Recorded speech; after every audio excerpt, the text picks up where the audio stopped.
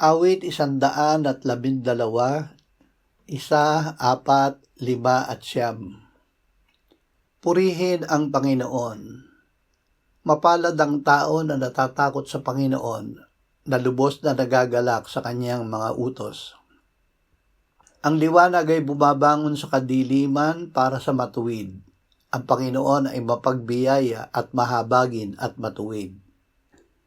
Ito ay mabuti sa taong mapagbigay at nagpapahiram. Pananatilihin niya ang kanyang layunin sa katarungan.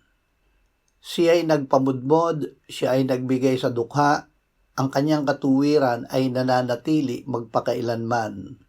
Ang kanyang sungay ay mataas sa karangalan. Ang gawa ng matuwid.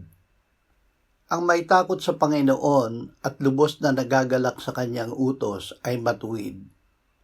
Isinisilay sa kanya ng Diyos ang liwanag sa gitna ng kadiliman.